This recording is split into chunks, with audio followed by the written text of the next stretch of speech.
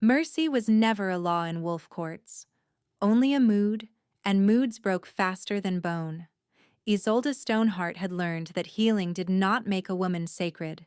It made her useful until grief demanded a body to carry blame. Pax called it order, called it tradition, called it the moon balancing what the moon had taken. But loss was not balanced.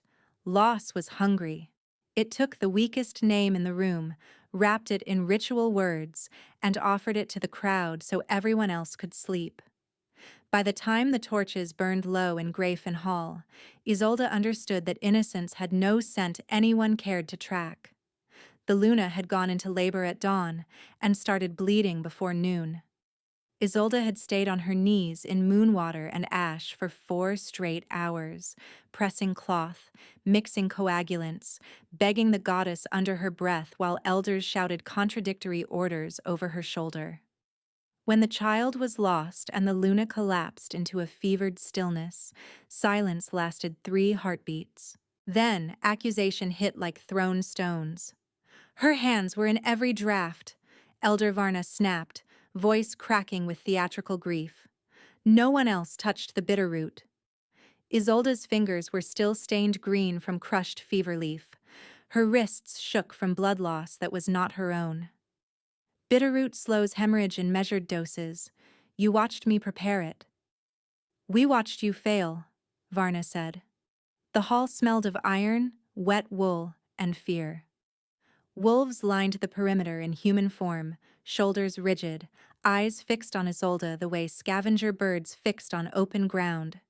She searched the crowd for one face, just one, that might hold memory instead of panic.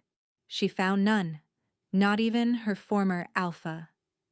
Rurik Stoneheart descended from the dais in ceremonial black, broad as a gate, silver threaded through his beard.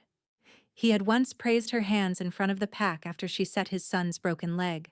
Now he would not look directly at her. You serve this court as healer, he said, formal and cold. Today the Luna and air fell under your care. By custom, your blood answers. A guard seized Isolde's elbow hard enough to bruise. Another wrenched her satchel from her shoulder and dumped vials, needles, and wrapped herbs onto the flagstones. Glass cracked under boots. She flinched as if each shard were a finger. She poisoned us, someone shouted from the rear benches. She wanted status, another spat. I wanted them alive, Isolde said, and hated how thin her voice sounded. Rurik lifted one hand for silence. Execution would be lawful. The word execution moved through the room like warm wind through dry grass, quick and eager. Isolde's stomach turned. Her body catalogued exits on instinct. East colonnade, side stair, high windows too narrow for a jump. No path survived 6 guards and a locked outer gate. She lowered her gaze because pleading here only fed the pack. Rurik continued. But Grafen is not wasteful. An envoy from Ashfang requested compensation for treaty delays and border medics. We will satisfy both debts tonight. Her head jerked up. Compensation? Varna smiled without softness. A healer with no house, no mate, and no advocates is an elegant gift. The sentence took a moment to land. Not execution. Sale. Publicly, it would be named diplomacy. Privately, everyone in the room heard the same thing. Disposable. A hand brushed hers at her side, quick as a moth wing. Tomas. Her younger brother stood in the second guard rank, jaw tight, eyes fixed ahead so no one would see him tremble. He was 20, and still had their mother's careful posture, the posture of someone who spent his life avoiding notice. 2 weeks earlier he had been assigned gate duty. Tonight his knuckles were split from training and dried blood darkened his cuff. Rurik's voice sharpened. If she serves Ashfang well, her kin remain unmolested. If she refuses, consequences travel by bloodline. This also is custom. Isolde heard Tomas inhale, shallow and controlled. That was the true blade in the room, not the guards, not the decree. Her refusal would not kill only her. By dusk, they branded her forearm with temporary envoy ink, a black crescent that stung like nettles and smelled of burned cedar. It marked her as transferred property until formal rites could be completed. She was given no cloak, despite freezing rain, no coin, no knife, and 1 hour under watch to gather personal effects, which meant a blanket and a cracked wooden comb. Her healer's satchel remained under seal in the council archive, evidence in a case already decided. At the lower gate, Thomas risked a glance as soldiers bound her wrists with leather instead of iron. A concession for appearances. He spoke without moving his lips. Stay alive. She kept her face blank. You too. A spear butt struck his shin from behind. No talking to traitors, the sergeant barked. Traitor. Poisoner. Compensation. Words changed shape quickly when men with rank used them. The Ashfang envoy waited with 4 riders and a lacquered carriage too ornate for mountain roads. Their captain, a narrow-faced wolf named Kellen Voss, bowed in mock courtesy. Lady Healer, he said, lingering on the title like a joke. Our Alpha appreciates Greyfen generosity. I am not your lady, Isolde answered. Kellen smiled. Not yet. They rode through the night, wheels jolting over ruts, rain turning to sleet as elevation climbed. Isolde sat opposite 2 guards who watched her as if she might dissolve through the carriage wall. Her shoulders ached from shivering. Her mouth tasted like copper and stale mint from panic chews she had swallowed without water. At each checkpoint, Kellen announced her as diplomatic transfer under Stoneheart seal. No one challenged him. Just after midnight, they stopped at a way station carved into the cliffside. Kellen ordered her into a storage room while the men drank in the adjoining hall. The door did not latch fully. Warped wood left a sliver near the hinge. Isolde crouched on cold stone and held her breath. Starfall wants signal fire on the second watch, one guard said between swallows. Ravencrest shifts patrol during council bells. If she keeps Corvus occupied, borderlines open clean. Another laughed. She knows that? She knows what she needs, Kellen replied. Tell her brother's throat opens if she grows a conscience. That keeps obedience tidy. A third voice dropped lower. And after signal? A pause. Cup against table. After signal, Kellen said, she becomes the next dead healer with a useful history. We leave letters in her things and grief does the rest. Letters. Forged proof. Another woman's blood on her name. Isolde pressed her fist to her mouth until pain steadied her. So this was the bargain beneath the bargain. Use her to distract Corvus Ravencrest, gut his defenses, then kill her, and write the story in advance. Her mind raced in hard, practical lines. Inventory: 1 blanket, 1 comb, 1 bootlace, envoy ink not yet fixed, distance to nearest ridge route unknown. Guard count: 5 immediate, maybe more outside. Weather: sleet, crosswind. Chances if she stayed. Certain death with Tomas held hostage anyway. Chances if she ran. Narrow, but hers. She waited until laughter swelled and chairs scraped. When someone began a drinking song, she stood, slipped the blanket under the door to mute sound, and eased the hinge open a finger width at a time. The corridor beyond was empty. Lantern light guttered. She moved barefoot first to avoid boot noise, then crouched behind stacked grain sacks near the rear exit. Wind hammered the loose shutter in uneven bursts. On the 3rd burst, she timed the latch, lifted, and slid into black cold. The slope behind the way station dropped into scrub pine and broken shale. She pulled her boots on while running and nearly pitched forward when one heel caught. Sleet needled her face. Branches lashed her arms. Somewhere above, a shout tore through the wind. There! East side! Wolves answered with sharp barks. Not full shift yet, thank the moon. The terrain was too steep for fast pursuit in human form. Isolde cut downslope instead of toward the road, trusting darkness over speed. Stone rolled underfoot, her left ankle twisted, pain flaring hot, but held. She reached a narrow ravine where meltwater carved a silver thread between rock walls. The current was thigh-deep and glacial.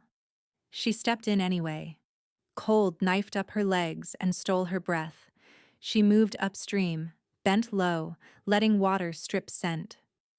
Twice she stumbled and slammed palms against stone. By the time she hauled herself out near a stand of fir, her hands were numb and bleeding at the knuckles. Behind her, hunters spread across the ridge, torches bobbing like angry stars. Kellen's voice carried thinly. "Bring her breathing. The brother still buys cooperation." Isolde sank behind a fallen trunk and fought the urge to sob. Panic wanted noise. Survival demanded silence. She pictured Thomas at Grayfin Gate with split knuckles and a straight spine. "Stay alive," he had said. "Not be good, not be loyal. Stay alive." She moved again when the moon cleared cloud for a single pale minute. On the far slope, above dark pines, she saw fortress lights burned into the mountain itself. Ravencrest, all black stone towers and iron bridges, impossible to mistake once seen. It looked less like a home than a carved warning. By first light, she reached the outer trade road with mud to her knees, Envoy ink washed to a ghostly smear, and blood dried in thin lines down both shins. Ravens circled the battlements. The main gate stood open for market carts under armed watch in charcoal cloaks. She could have turned away then, vanished into lower valleys, died slowly nameless and unclaimed. Instead, she walked toward the fortress she had been sent to betray, each step a vote against the men who had written her ending for her. When the gate captain lowered his spear and demanded her purpose, Isolde lifted her empty hands and answered with the only truth she had left. "I was sold to your enemies," she said, voice raw but steady. "If you let me through these gates, I can tell your Alpha why war is already climbing this mountain." The spear stayed angled at her throat for 2 long breaths, then shifted a handspan lower as the gate captain studied the smear of envoy ink on her forearm, the torn hem of her dress, the swollen ankle she was trying not to favor. He was older than most soldiers she had known, broad across the chest with iron-gray hair braided close to his scalp, and he looked at her with suspicion first, cruelty never. "That is a dangerous sentence to spend at my gate," he said. "Name."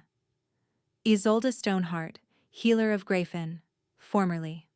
The last word scraped. Murmurs moved along the wall walk above them. 2 archers kept arrows nocked. A market cart behind her rattled nervously as mules stamped in the mud. "Formerly," the captain repeated. "And now?" "Now I am what your enemies meant to spend." She swallowed, tasting old blood where she had bitten her lip in the ravine. "Ashfang Envoy took me from Grayfin under treaty seal. They plan to deliver me here as a decoy, keep your Alpha occupied, and light a border signal on second watch. Then they plan to kill me and pin sabotage on my satchel." She lifted both hands higher.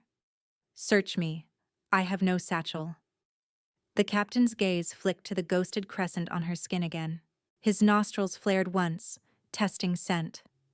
"Open the wicket," he called without looking away from her. "No one touches her until we clear her." The small gate within the great gate groaned inward. 4 Ravencrest soldiers descended the ramp in tight formation, charcoal cloaks snapping in the wind, boots landing in practiced rhythm.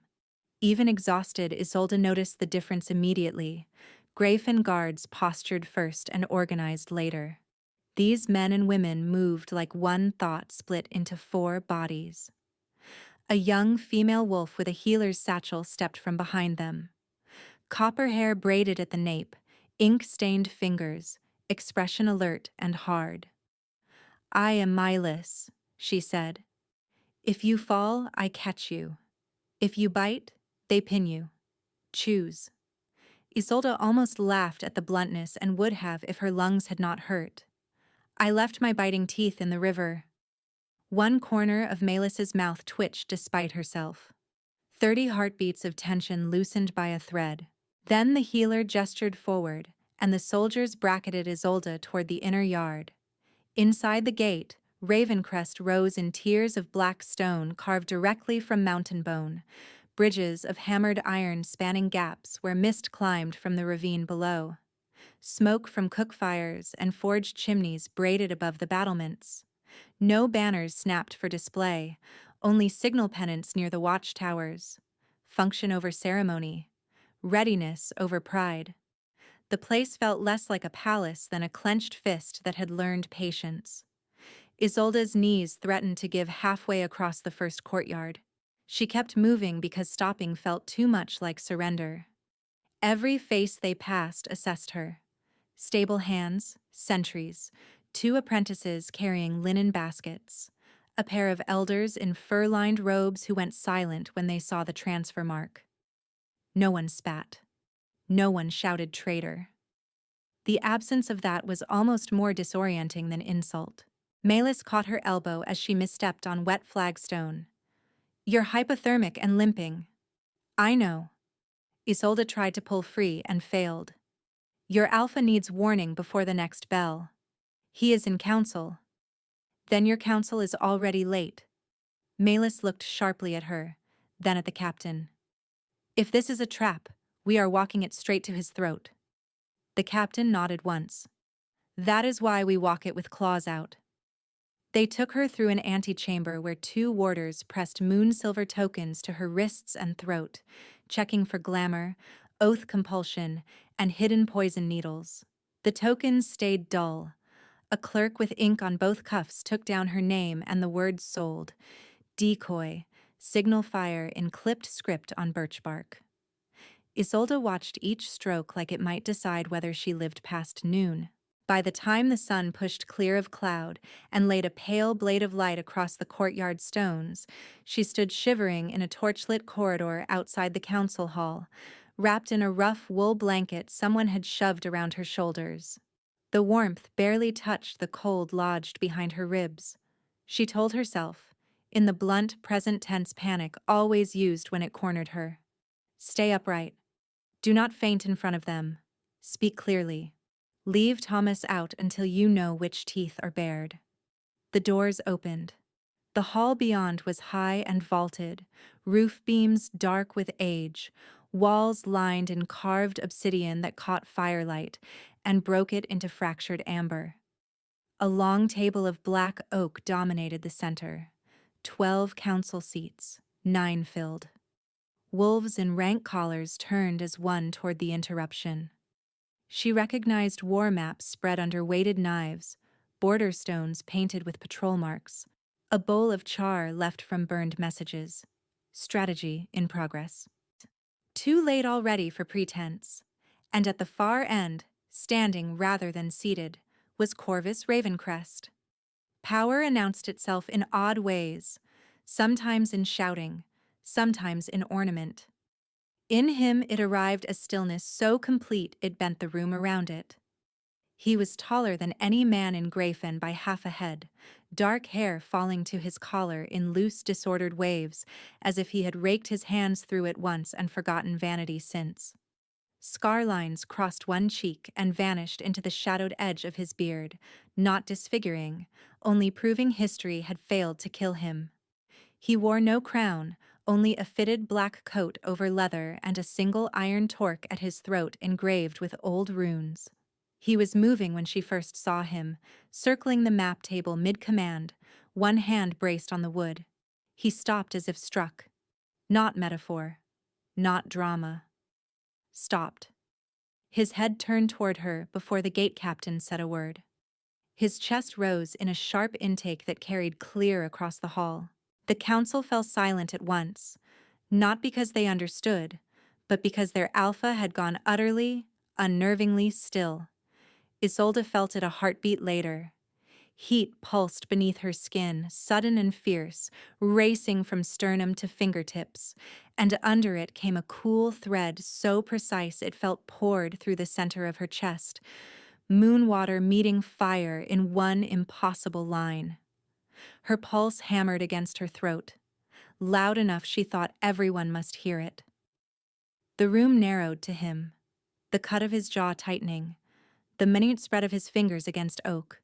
the way his pupils widened until the dark nearly swallowed his irises and then amber bled through, predator bright and ancient. Run, instinct said. Move closer, said something older. Shame struck next, brutal in its timing.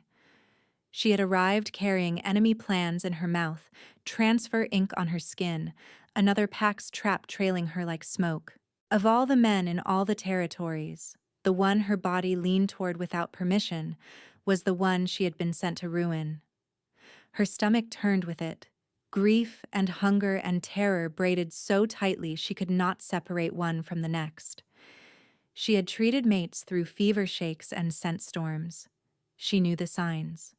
She had written them in case notes, counseled patients, recommended distance or contact according to temper and season. Knowledge did nothing now. Knowledge stood politely at the edge while her bones listened to a language older than reason. Corvus took one step toward her, then another.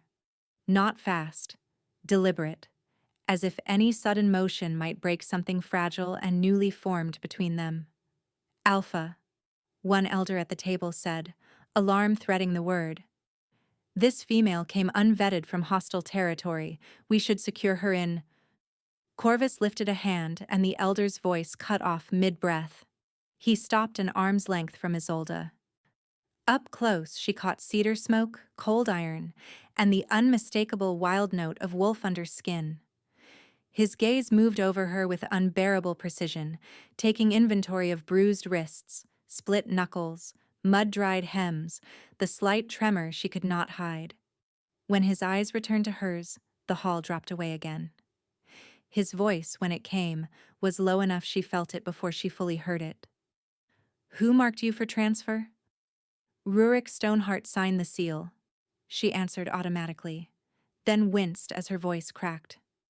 The corner of his mouth tightened. I did not ask who signed paper. I asked who dared. A shiver moved through the watching council. Malus, somewhere behind Isolde, made a faint sound that might have been surprise or warning. Isolde forced air into her lungs. Ashfang Envoy Captain. Kellen Voss. Under order from Drake Starfall. Her fingers clenched on the blanket edge. They meant me to distract you during council bells. Signal fire at second watch. Raid your border while your command was split. Corvus did not look away from her. And you chose to walk into my hall and say this in front of wolves who would kill you for less than a lie. Yes. Why? Because Thomas. Because I am tired of dying in stories men write for me. Because I heard them plan my murder and found out fear has a floor.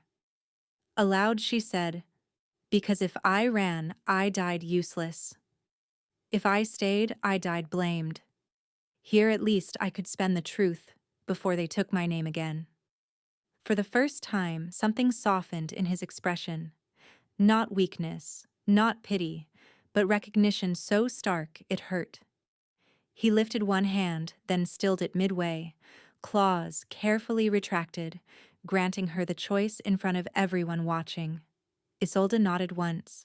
His palm settled, warm and steady, over the center of her sternum, where the cool thread had anchored. The contact sent a clean shock through her. Not pain, not fear. Just a fierce alignment as if two separate rhythms had found one shared measure. The tight knot behind her ribs loosened enough for one full breath, the first unguarded one she had taken since Grafen Hall. Around them, chairs scraped as council wolves rose half out of their seats in outrage. Alpha! Another elder snapped. You cannot touch a confessed infiltrator and call it judgment. Corvus turned his head slightly, never removing his hand. When he spoke, the wolf surfaced in his voice, deep and edged with command that made the torches seem to lean. Judgment is exactly what this is. He looked back at Isolde, and whatever he saw there made his next words land like a blade and a vow at once. Whoever sent you misunderstood what you are to me. The words hit the hall and split it open. 3 elders stood at once, rank chains clinking against the table edge, while 2 captains moved by instinct toward Isolde, as if proximity itself were a threat to be contained. Melis stepped into their path before they reached her, jaw set, and the gate captain who had brought Isolde in planted his spear butt on stone with a crack that demanded order without daring to challenge his alpha outright. Noise climbed fast, accusation over accusation, old loyalties flaring where fear found oxygen. Corvus did not raise his voice. Sit. The command dropped through the uproar like a stone through thin ice. Chairs scraped back into place. Breathing remained harsh, but no one moved. Isolde still felt his palm over her sternum, steady and warm through damp cloth, anchoring her in a body that had not yet decided whether to shake or strike. She expected his hand to become a claim in front of witnesses, expected him to use the bond as leverage, to pull confession and compliance from her while the court watched. Any alpha with less discipline would have done exactly that. Any alpha she had known. Instead, Corvus stepped back first. The space he gave her was deliberate, visible, almost ceremonial. He turned toward the table, profile hard in torchlight, and spoke to his counsel without once asking her to kneel. Border squads switched to storm formation now. Double the East Watch and lock signal towers to Ravencrest Command only. Captain Heron, pull riders from the lower trade road and intercept Ashfang traffic before second watch. No engagement across boundary line unless attacked. I want witnesses alive. Orders snapped outward, practical and immediate. War first, ego nowhere. An elder with fox fur cuffs leaned forward, mouth tight. And the female? Corvus looked at Isolde then, not over her, not around her. She is under my protection. Protection is not vetting, the elder shot back. She walked in carrying an enemy script and a transfer mark. If this is mating frenzy clouding judgment, then we require interim authority by council law. The temperature in the room seemed to drop. Corvus said very evenly, "Invoke interim authority and test me." Silence again. Not one elder accepted the invitation. He shifted his attention to Melis. Medical assessment, full and immediate. Treat injuries. Document transfer ink. Record all statements while memory is fresh. She chooses whether I am present. A beat. No restraints unless she requests them for panic containment. The last phrase startled a few wolves into open confusion. Isolde heard it and nearly staggered under the weight of it. Request. Containment. Not punishment. Language could be a blade? Yes. It could also be shelter. Corvus faced her directly. You are exhausted. You are in my hall by your own choice. No one will touch you without consent, including me. His gaze flicked briefly to her bruised wrists, then returned to her eyes. If you wish distance, say it now. If you wish to speak, I will listen. If you wish silence, you will have it. She had no practiced response for mercy that came without a hook. I need to report details before they blur, she said, voice rough. Then I need sleep, with a barred door. It will be barred from your side, he answered.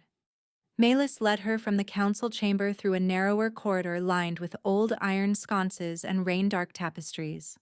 Only when the doors closed behind them did Isolde realize how hard she had been bracing for impact. Her shoulders ached with held tension. Her ankle had gone from sharp pain to dull throb. In the infirmary annex, Melis cut away the temporary envoy ink with solvent, swabbed ravine grit from Isolde's hands, and wrapped her knuckles while a clerk copied every name and phrase she could remember from the way station. When Isolde repeated Kellen's line about forged letters in her satchel, Melis paused with a strip of linen halfway around Isolde's wrist. You did not bring proof, Melis said quietly. I brought warning, and a pulse.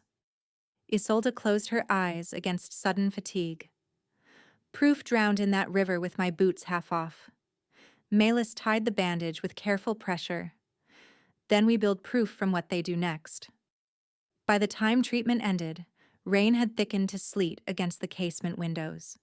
A guard escorted Isolde to a guest chamber deep within the inner ring, small but clean, with a hearth already lit and a heavy bolt on the inside of the door. A tray waited on the table: broth, bread, salt, and a covered cup that smelled faintly of valerian and mint. "No sedatives," she told the guard immediately. He dipped his head. "As you wish." He took the cup away and left the rest untouched. That restraint, too, felt foreign. Night dragged in fragments. Each time she drifted, memory dragged her back under. Luna's blood on her forearms, Varna's voice, Tomas at the gate trying not to tremble. Once she woke certain someone had her wrists pinned, only to find she had clenched the blanket so hard her fingers were numb. Dawn came gray and raw. Messages moved through the fortress all day, boots and bells and low, urgent voices in hallways she could not see. Corvus did not summon her. He sent Milas twice with food, and once with a sealed note in a blunt, slanted hand. "You are not a prisoner. Walk where you wish inside the inner ward. Take 2 guards by protocol, not suspicion." By the second night in Ravencrest, exhaustion finally pulled her under hard enough to dream. In the dream, she was back in Greyfen birthing chambers, moon water gone black in the basin, elders chanting over her while she scrubbed and scrubbed, and the blood never lifted from her skin.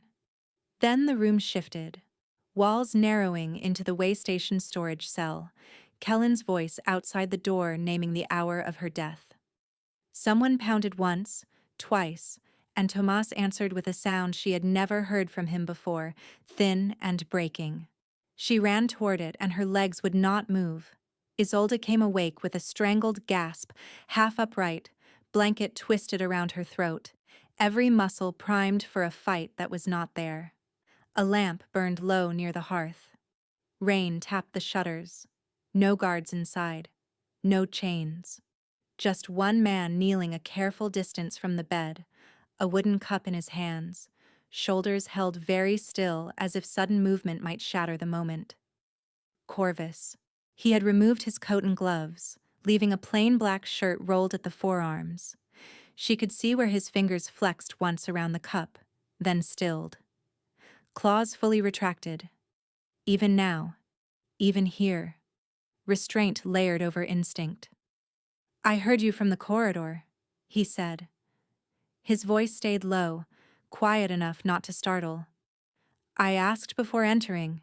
You did not answer, so I waited at the threshold until your guard nodded." Isolde's breathing came ragged. "What time is it?" "Past moonmid." He lifted the cup slightly. "Calming tea. No sleep root.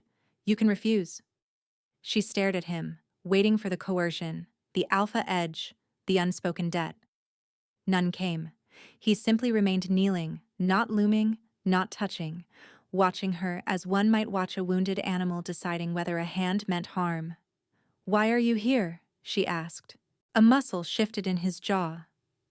"Because panic can kill as cleanly as poison if it goes unchecked." He hesitated, then added, "And because I know what waking to old rooms feels like." The answer landed deeper than any vow could have. She took the cup with both hands to hide the tremor. The wood was warm. Bitter chamomile and mountain mint hit her tongue, grounding and plain. Corvus waited through 3 swallows before speaking again. "You are safe in this room," he said. "The bolt is yours. If you want me gone, I leave now." Her gaze dropped to the scar at the base of her own throat reflected in the window glass, then lower to the long, pale line crossing her sternum beneath the sleeping shift. The punishment scar from years ago when she failed to save a fevered child and Grayfen called grief discipline. Heat flared under her skin at the memory, then faded into a cold ache she knew too well. Corvus followed her line of sight, then looked away at once, giving privacy to pain he had not earned the right to inspect. "May I?" he asked, and held out his hand, palm up, empty. Isolde nodded. He moved slowly, each motion telegraphed, and set his palm over the scar through cloth as lightly as if touching fresh frost. Warmth spread in a measured wave, not overpowering, not invasive, a shared current along the bond that steadied her breathing without stealing her will. She felt beneath that control the tremor in his hand from holding himself back. "No demands," he murmured. "No questions tonight." She closed her eyes and the knot behind her ribs loosened one turn, then another. For the first time since Grayfen, sleep returned without dragging her under by force. When she woke at dawn, he was gone. The cup had been rinsed and left beside fresh water. The door remained bolted from inside. 3 days passed before the next full council session called her name. They summoned her to testify on border timings and Ashfang procedure, a formal request this time, delivered in writing and sealed with Ravencrest wax. Isolde entered the chamber with Malus at her side and felt the room tighten around her all over again. Not panic, now. Anticipation sharpened by memory.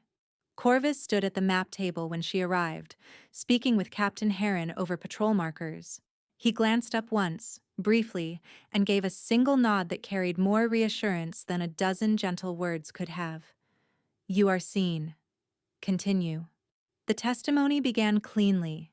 She identified Kellen Voss, described the way station layout, repeated the phrase "second watch signal fire" until the scribe had it exact. 2 elders asked precise questions about travel intervals and escort numbers. A third, Elder Brandt with wolf bone rings stacked on every finger, asked nothing at first. He watched her instead, expression pinched with disdain, older than evidence. When Isolde referenced medical compounds Ashfang commonly stockpiled before raids, Brandt scoffed. Convenient expertise from a woman accused of dosing her own Luna. Malus stiffened. Isolde kept her voice even. "Accused is not proved." "Unproved because your pack sold you before trial," Brandt snapped, "not because your hands are clean." Corvus's gaze shifted to Brandt, warning plain, but the elder was already rising. "If she bears enemy sigils under that sleeve, we are blind fools taking dictation from a planted knife." He reached across the table and seized Isolde's wrist. Corvus moved faster than sight-tracked. One heartbeat, Brandt's hand was on her skin. The next, his wrist was pinned flat to oak beneath Corvus's grip, bone rings cracking against the table edge with a sharp report. Map slid. Ink tipped and bled black across a borderline. No roar, no theatrics, just lethal precision held at the threshold. "Remove your hand," Corvus said. Brandt grimaced, trying and failing to pull free. "I am elder of this council." "And she is my mate," Corvus answered, wolf threading his voice like steel drawn from a sheath. "No one lays hands on her without consent. Not rank, not age, not law twisted to suit your fear." The chamber held very still. Corvus released Brandt only when the elder gave a stiff, humiliated nod. He turned to the scribe. "Record this as binding precedent. Medical personnel under Ravencrest protection are autonomous over body and practice. Consent is mandatory in inquiry and examination. Violations are punishable by removal from council privilege." Brandt's face went mottled with anger. "You would rewrite governance for an outsider?" Corvus did not look at him. He looked at Isolde. "I would rewrite any law that mistakes control for safety." Then, to the quartermaster seated near the far end, "Effective immediately. Infirmary stores transfer to Isolde Stoneheart's oversight. Dual key access with Malus. Every vial logged by scent, seal, and hour. Any discrepancy reaches me before sunset." Shock rolled through the elders in visible waves. This was not symbolic shelter. This was authority, public and operational, handed to the woman they had planned to cage. Isolde stood very still while the room recalibrated around her. She had spent months bracing for men in power to use her name as tinder. Now one of them had just anchored her name in stone and called it law. Brandt sank back into his chair, rubbing his wrist, fury banked by politics he could no longer ignore. Malus leaned close enough for only Isolde to hear. If you collapse, do it after they sign the ledgers.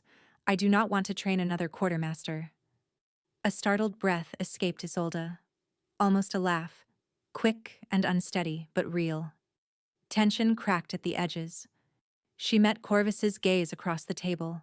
No triumph sat in his expression, only that same severe steadiness he had offered in the night, translated now into governance and consequence.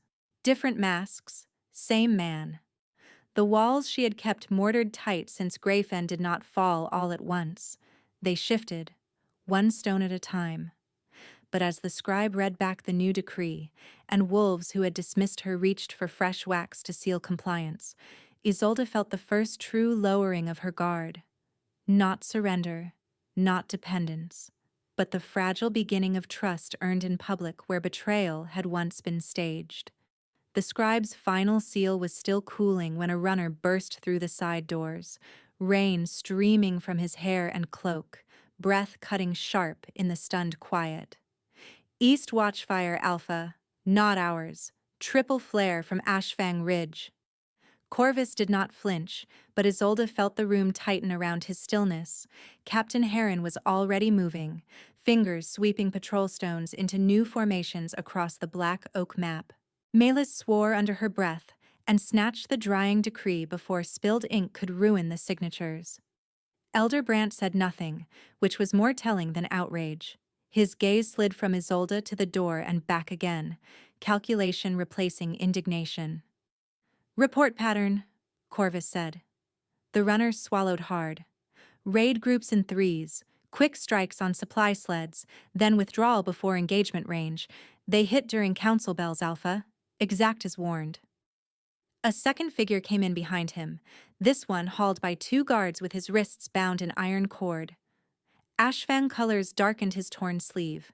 A courier, young, shaking, with a split lip and a satchel clutched like prayer even after they forced it from his hands. "Intercepted below the lower ford," the gate captain said. "He tried to burn this before we reached him." He dropped the satchel on the table. The leather was scorched at one corner, but the contents survived. Folded letters tied with red thread, wax chips, and a small bone vial stoppered with pitch. Corvus opened the first letter and read in silence. Then he handed it to Isolde. Her own name stared back at her in an imitation of her hand so practiced it raised cold along her spine. To Alpha Drake Starfall, as agreed, Raven Crest Patrol Shift remains second watch during Council Assembly. Corvus trusts me in his infirmary. Delay your main force until full moon and I will thin his guard from within. The script copied her clipped healer strokes, even the slight rightward drag on the letter T she had from an old finger fracture. Only someone who had studied her records could have forged it this well. The second letter was worse, crafted as confession. Dosage notes, references to Bitterroot, a fabricated admission that Grayfen's Luna had been a necessary first trial. Isolde lowered the page before her hands betrayed their tremor. "He is not trying to kill me quickly," she said, voice flat with dawning horror. "He is trying to make every death wear my face." Corvus took the letters back and held them to the lamp flame without burning them, studying the wax. Drake Starfall does not waste energy on brute force when reputations will bleed for him. He wants Ravencrest split from inside. If you are isolated, I am forced to choose between you and the border every time he knocks. His jaw hardened. That is his war. Elder Brandt finally found his voice. Convenient analysis from a male whose judgment is compromised. Corvus did not turn. Compromised would be pretending this is random. He uncorked the bone vial and passed it to Malus. She sniffed once, recoiled, and capped it instantly. "Concentrated wolfsbane tincture," she said. "Refined. Not field poison. Someone paid for this." Heron swore. "Who carries that with forged letters unless there is a buyer this side of the mountain?" The quartermaster, seated 2 places down from Brandt, had gone pale enough to look carved from tallow. Isolde noticed because healers noticed tiny failures first. sweat collecting at his temple despite the cold hall, fingers pressed too hard against the ledger edge, pupils pinning whenever Malus said store. He had looked shocked earlier when Corvus put infirmary access under dual key. Now he looked hunted. Corvus's gaze found him with surgical precision. Quartermaster Pell, you will remain available for audit. Pell bobbed his head too quickly. Of course, Alpha. Anything needed. Isolde believed him about one thing only: fear. Rain struck the high windows in hard bursts, while orders split through the fortress like thrown sparks. Riders to the east wall, scouts to the lower ford. Inventory lock on medical stores until Milas and Isolde completed a full scent and seal review. The captured courier was dragged below for questioning under witness. No one mentioned mating frenzy now. Drake had given the council a cleaner villain, and for the moment they understood where to point their teeth. Isolde followed Malus out with the satchel of forged letters tucked under her arm, each page feeling heavier than leather should weigh. In the infirmary store chamber, they set 3 lamps, rolled open the record table, and began. This is how fear feels when it learns patience, she thought as she lined vials by scent profile. It does not scream anymore. It counts. It counts seals, dates, signatures, door hinges, boot prints. Who blinks when asked a simple question? I am not drowning in accusation tonight.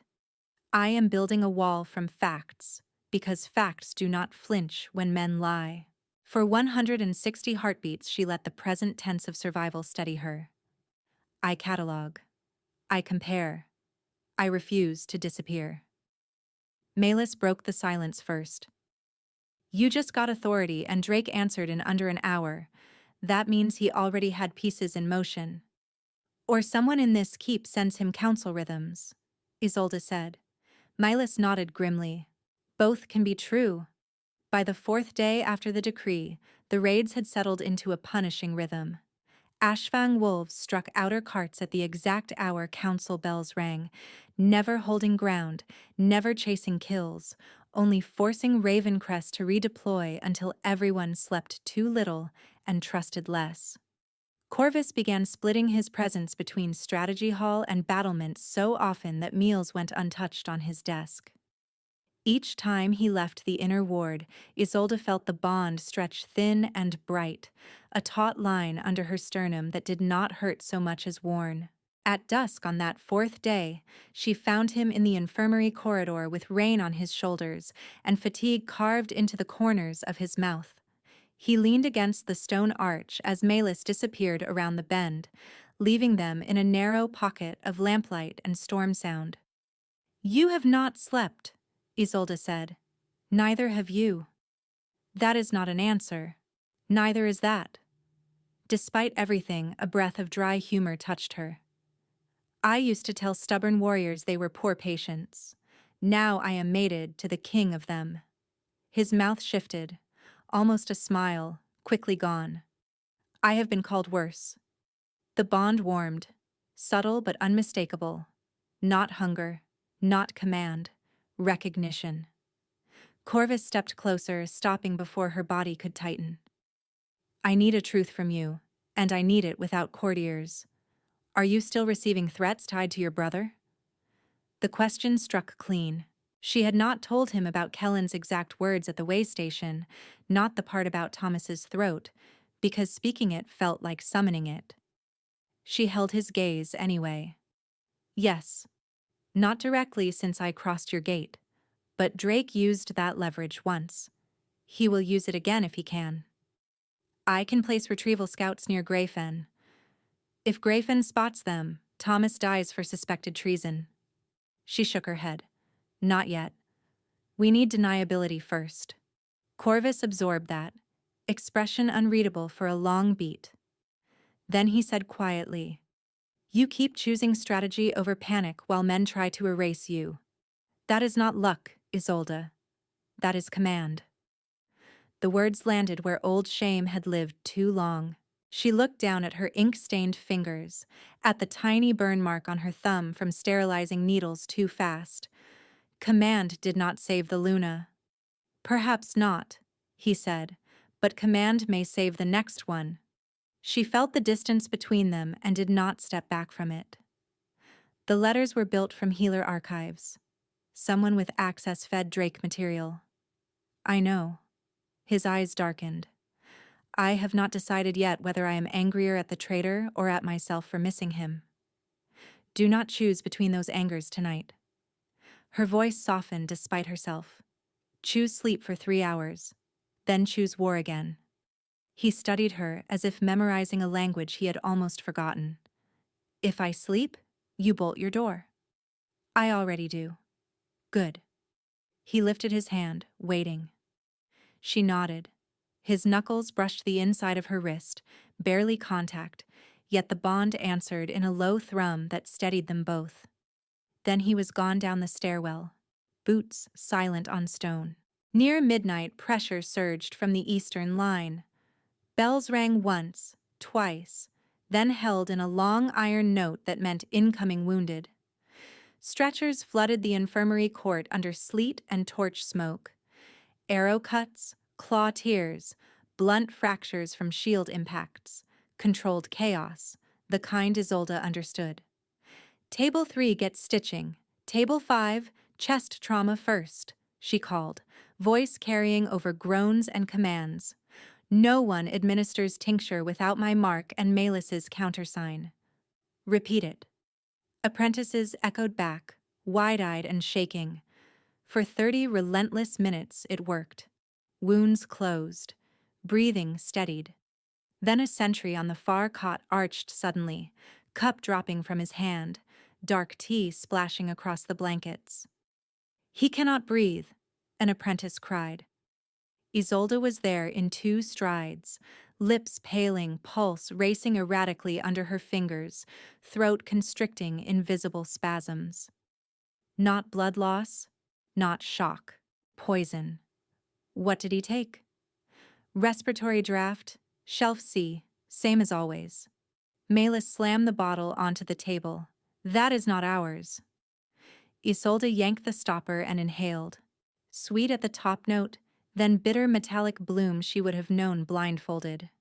Wolfsbane masked under mountain mint. Quarantine every bottle from shelf C and D, she snapped. Now, lock the room. No one leaves. Too late for the first sentry. His pulse stuttered and went still under her palm before the antidote could be mixed. A second wolf on the next row began seizing before they reached him. No, Isolde whispered, then louder, steel over grief. Melis, bind his jaw, keep airway open. Ren, charcoal slurry. Move. The infirmary became a storm inside stone. Boots, shouted doses, shattered glass as Melis swept an entire tray of suspect vials to the floor before anyone could grab wrong again. Corvus arrived with Heron and 3 guards at his back, wet from the wall, fury contained so tightly it looked like ice. What happened? Isolde did not stop compressions on the second sentry. Wolfsbane tincture in our respiratory line, masked scent. At least 1 shelf compromised. Corvus turned to Heron. Seal, inner ward. Nobody in or out without my mark. Heron hesitated only long enough to process the bodies on the cots. Alpha, east barricade is failing at the lower pass. We need you on the wall now. There it was. Drake's split blade, exactly as promised. Leave and risk her exposed in poison chaos, or stay and cede the pass. Corvus looked from Heron to Isolde, the decision tearing through the bond like a wire drawn too tight. A third stretcher crashed through the doors. The wolf on it was already cyanotic. Foam at his mouth, the same mint-bitter scent trailing him like accusation. Behind the stretcher came Quartermaster Pell, white-faced and panting, clutching a ledger to his chest. The store seals were intact, Pell blurted. By law, only high healer access could authorize. He did not finish. Every head in the room turned toward Isolde as if dragged there by a single invisible hook. Corvus's voice dropped to something far more dangerous than shouting. Choose your next words carefully, Pell. But the damage was done. 2 sentries dead, more collapsing, poison in her shelves, and a ledger that put her name on the lock. Outside, the long alarm bell started again, and this time it did not stop. The long alarm bell still hammered the stone when Corvus stepped between Isolde and the room, one arm out like a living barricade as Heron's guards closed on Quartermaster Pell. The quartermaster jerked backward, ledger slipping from his grip, and bolted toward the side passage. He made it 3 strides. The gate captain caught him by the collar and drove him to his knees against the wall, iron cord biting around his wrists while Pell babbled about procedure and seals and never touching Shelf C. Isolde did not hear half of it. She was crouched over the 2nd sentry, counting compressions under her breath, mint wolfsbane stinging her nose, while 2 apprentices cried openly at the next cot. Corvus's voice cut through the panic. Heron, wall command is yours for 10 minutes. Hold the lower pass. No retreat order without my mark. He turned to Melis. Lock every medical store, pull samples from each compromised vial. Chain of custody starts now. Then to Isolde, lower and closer. Tell me what you need. She looked up with sweat and grief on her face. Witnesses, ledgers, and no one touches those bodies until I log symptoms and time of collapse. Elder Brandt moved in from the corridor, 3 council wolves at his back, rage giving him borrowed courage. You are still taking instruction from her while your wolves die at her station. Detain her. Now. 2 guards hesitated, torn between rank and command. The room held on that fracture for one dangerous heartbeat. Corvus did not shout. Any wolf who lays a hand on Isolde without her consent answers to me under challenge law. Brandt's lip curled. Then challenge law it is. I petition Moon Tribunal for dereliction and mate bond impairment. Let Ashfang witness what you have done. As if summoned by the words, another runner slammed through the infirmary doors, chest heaving. Alpha. Drake Starfall is at the lower ceremonial hall under white flag. He invokes Interpact Tribunal by blood clause. He demands immediate hearing over poisoned soldiers and forged correspondence. The trap clicked into place so neatly it made Isolde cold. Drake had planned the deaths, timed the raid, seated the accusation, and arrived as grieving prosecutor with legal witnesses in tow. If Corvus refused, he looked guilty. If he accepted unprepared, she would be buried under a public verdict written by someone else. Pell made a strangled sound from the floor. I never meant for deaths. I only swapped allocation slips. I thought it was sleep tincture. They said no one would. Heron hauled him upright hard enough to rattle his teeth. Who said? Pell squeezed his eyes shut. Kellen Voss delivered coin. Said Elder Brandt approved emergency transfer authority. His voice cracked. I did not know it was wolfsbane concentration until tonight. Brandt lunged as if to silence him. The gate captain intercepted, pinning the elder against the stone pillar with a forearm across his chest. Council rank chains snapped under the pressure. Chaos surged again. Wolves shouting treason, apprentices dragging tables clear for triage, rain hissing through the open transom. In the center of it, Isolde rose slowly, blood on her sleeves that was not hers, and felt the old terror arrive exactly where it always did, high in her throat, tight enough to choke speech. Stand still. Breathe once. Think in sequence, not fear. I have the symptoms, the shelves, the altered slips, and a man who just confessed in front of witnesses. If I hide now, I become their story again. If I walk into that hall, I might finally be my own. Corvus caught the shift in her expression and read it. No, he said immediately. You are not going into a packed tribunal chamber while they are hunting a scapegoat. I can hold this until dawn. Dawn is where liars win, she answered. By dawn the letters become memory, and memory becomes law. His jaw hardened. Isolde. She stepped closer, voice low but iron steady. You asked what I needed. I need the hall. I need both packs watching. I need Drake to deny me to my face while my records are open on the table. For a moment, the bond between them felt like a drawn wire, heat and restraint, and fear braided so tightly she could taste metal. Corvus looked at the dead sentry, at Pell shaking in Heron's grip, at Brant snarling from the captain's hold, and made himself choose strategy over instinct. "Then you do not stand alone," he said. "You speak. I hold the perimeter. One threat, and I end it." "Agreed." By the next bell, with sleet turning to hard rain against the upper slates, the Moon Tribunal chamber blazed with torchlight and hostility.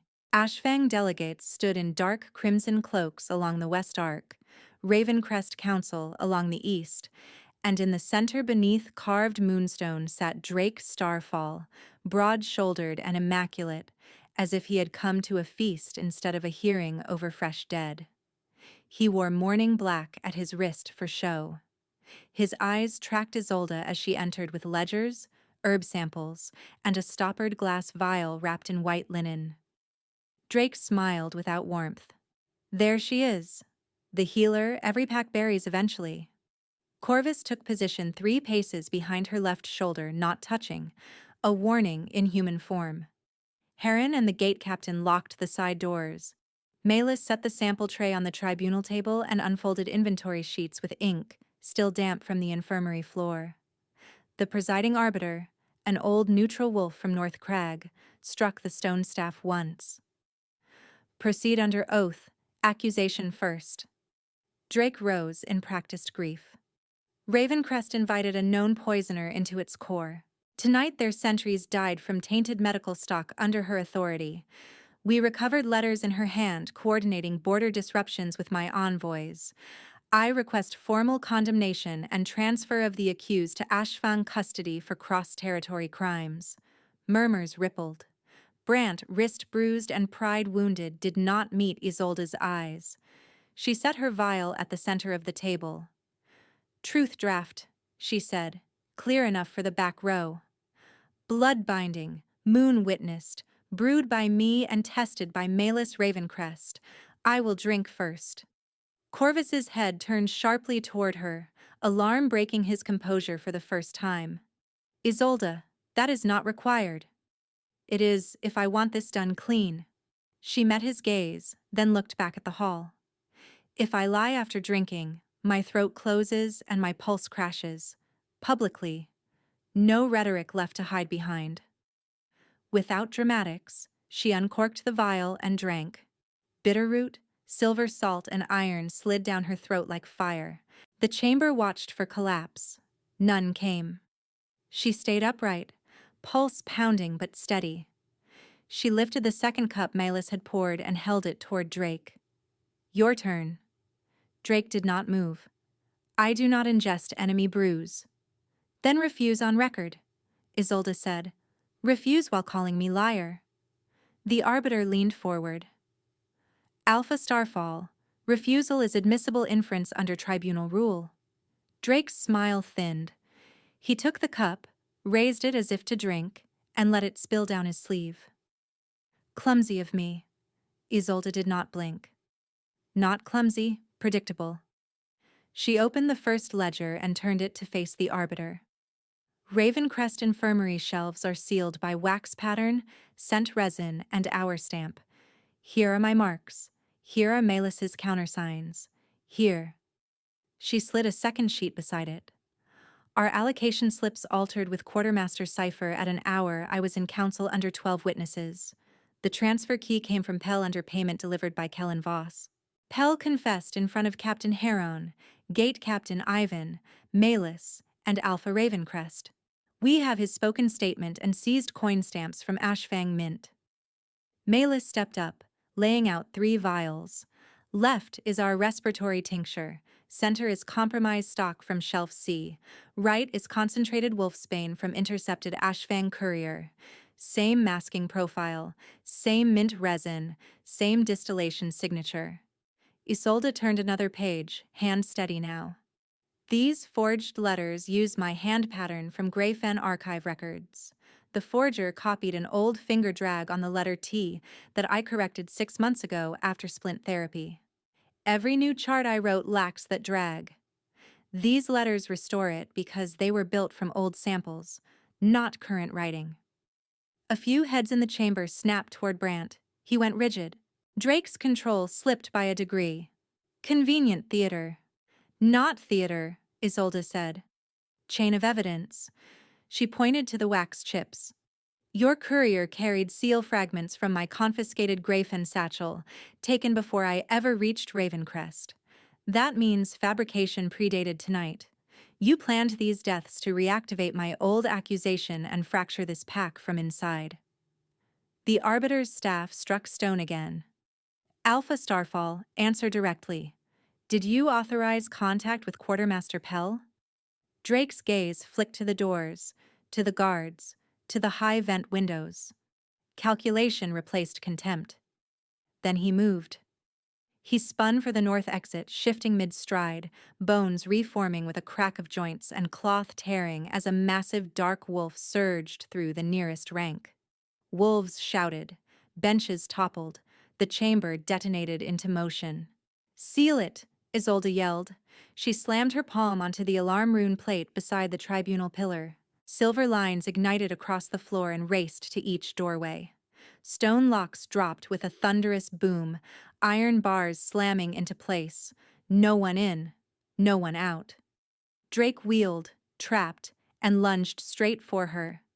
Corvus launched to intercept, but Isolde was already moving, not backward, sideways into the angle she had memorized months earlier during false peace talks, when Drake removed his cloak, and she noted the old shoulder scar that puckered wrong over muscle. She snatched a silver-etched healer's pin from her sleeve and drove it into that scar line with all her weight. Drake crashed down hard, foreleg collapsing, shift stuttering. Fur receded in jagged waves until he hit the stones in half form and then human, gasping, one arm useless. The chamber froze around the impact. Corvus landed between Isolde and Drake, claws out, chest heaving, but he did not strike. Isolde stepped to Corvus's shoulder and spoke over the ringing silence. Terran Voss, East Wall. Hidamar, Lower Pass. Joran Pellin, Infirmary Cot 2. Sentries dead from your tincture while you arrived in mourning colors to harvest blame. Her voice shook once, then steadied into steel. You weaponize tribunal law to terrorize your neighbors. I invoke the same law now. Moon Oath combat. Witnessed. No proxy. Drake spat blood and laughter. You were bait. She met his eyes without flinching. Bait learns the hunter's hands. The Arbiter lifted his staff. Challenge accepted by injury and admission. Yield may be offered 3 times. Corvus's voice was lethal calm. Yield. Drake Starfall. Drake pushed up on one elbow, snarling. Never. Yield. Corvus repeated one step closer. Drake bared his teeth. I will gut this mountain first. The chamber held its breath. Isolde felt the bond flare hot and bright. Grief and fury and duty braided into one unbearable thread. Corvus gave the final chance. Yield. Drake lunged from the floor with his good arm reaching for Isolde's throat. Corvus ended it in a single brutal, efficient motion, striking high at the neck and taking Drake down before he could make contact. No spectacle followed, only the hard finality of a challenge resolved under law.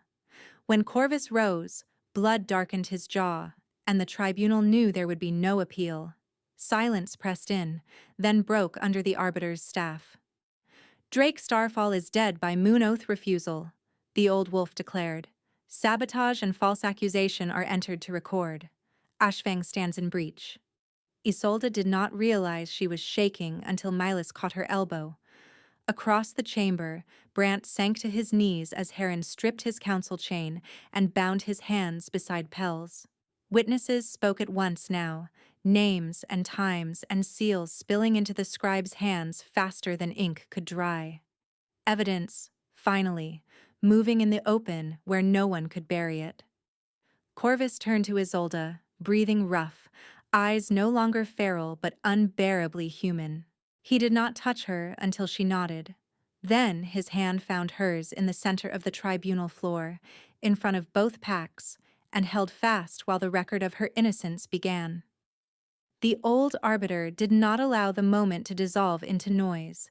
He called each proof forward and fixed it in law, while witnesses still smelled of rain and fear.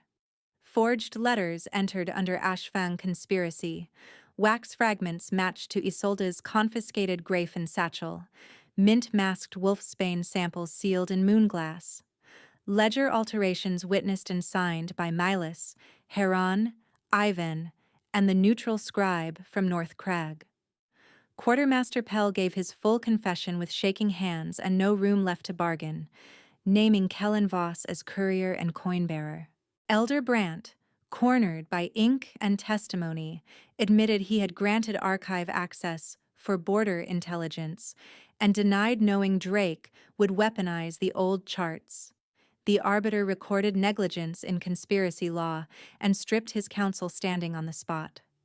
By dawn, Heron returned with Kellen in chains and the intercepted Ashfang mint stamps tied in a leather purse at his belt, exactly matching the coins found in Pell's quarters. Only after the dead were named and the tribunal floor washed with salt water did Corvus lead Isolde up the mountain path to the ancient stone circle. Torches burned low in iron braziers.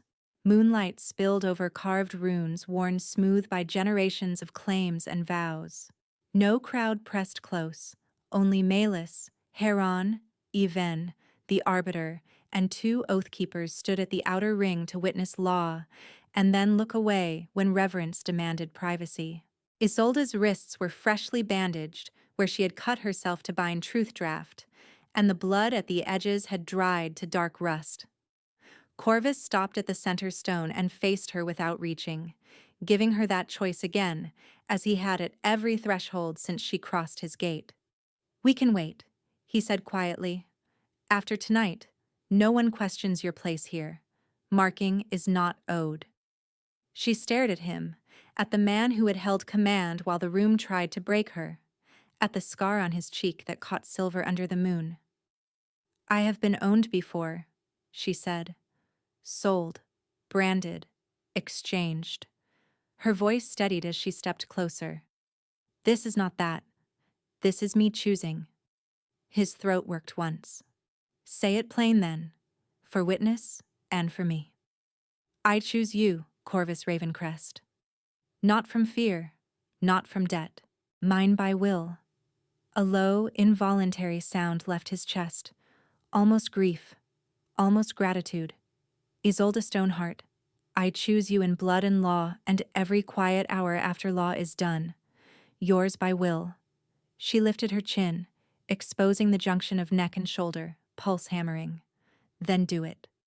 He moved as if approaching something sacred and breakable, one hand braced at her waist, the other cupping the back of her head. His mouth touched her skin first, warm breath and a tremor he did not hide.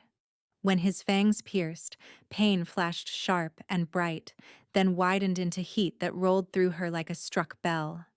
She gripped his shoulders and did not pull away. The first sting transformed almost immediately, not vanishing, but changing shape into a deep, spreading pull that settled beneath her sternum where their bond had lived, half-formed, waiting. She felt his control, his restraint, the centuries of held violence bent toward care in that single careful bite. "Mine," he whispered against her throat, voice unsteady. "Yours," she answered, breathless. The bond answered with force, not a metaphorical warmth, but a real surge that made the runes at their feet ignite in thin gold lines, threading outward and then back toward them like roots finding water. Emotion flooded through the link in clean, undeniable currents. His fear when she stepped into the tribunal alone, his rage at the dead he could not save, the disciplined tenderness he had rationed because she asked for space.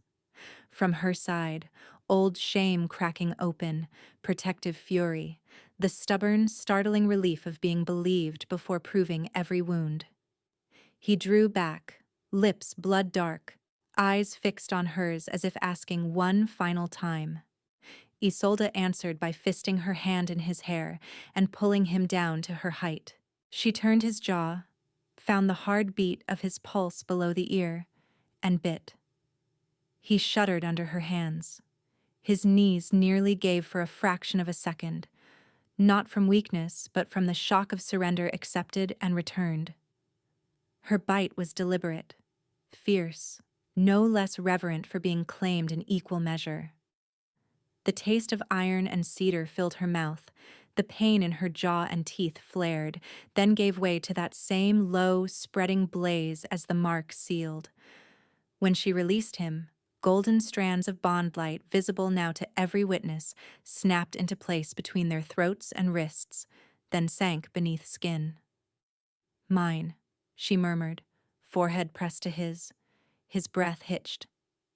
"Mate, mate," she echoed.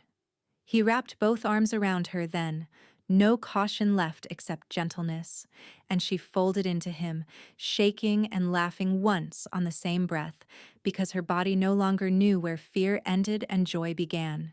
They stood that way while the moon climbed and the runes dimmed, their marks throbbing in matched rhythm. The bond finally settled not as a blade at their backs, but as a steady, living thread. When they descended, the witnesses bowed to both of them. The next evening, the war table in Ravencrest's great hall held not maps of raids, but parchment for accord. Ashfang's surviving officers, flanked by Northcrag mediators, knelt one by one and swore 7-year non-aggression oaths under Ravencrest oversight, with penalties carved into treaty stone and signed in blood and ink. Kellen Voss was remanded to Interpack custody for conspiracy and murder facilitation. Pell, who had confessed before challenge was called, received life labor under healer supervision in the memorial ward he helped endanger, his wages redirected to the families of Tareen Voss, Heda Mar, and Joran Pellin. Brant was exiled from council and barred from archive access in all allied territories. No one argued when the arbiter struck the staff. Then Malus set down the final docket. Grey Fen inquiry reopened under neutral review. Archived birthing records, herb ratios, and witness statements proved Isolde's treatment of the Luna had followed proper protocol. The loss had come from catastrophic placental rupture, not poison. Varna's fabricated testimony was entered as perjury. Rurik Stoneheart's transfer order was condemned as unlawful bloodline coercion, and reparations were levied against Grayfen stores. The hall doors opened before the ink dried. Tomas stepped inside under Ivan's escort, travel-worn and rigid with disbelief, until he saw Isolde standing beside Corvus, with a fresh mark at her throat and her name restored in the scribe's hand. He crossed the distance in 4 strides and stopped just short, asking with his eyes before touching her. She nodded, and he held her hard enough to make up for every day between the gate and this room. "I stayed alive," he said against her hair, voice breaking. She laughed through tears. "You did." Corvus clasped Thomas's forearm, equal and formal. "Your sister is High Luna Healer of Ravencrest by decree. If you choose to remain, you serve under her protection and mine." Tomas looked from one to the other, then bowed, not as a subordinate to a throne, but as family acknowledging family found. "I remain." That night, Isolde signed her first law beside Corvus. Medical authority in Ravencrest could not be overruled by political rank, and sanctuary status was granted to a new wing above the South Infirmary for pregnant wolves, unattended births, and abandoned children.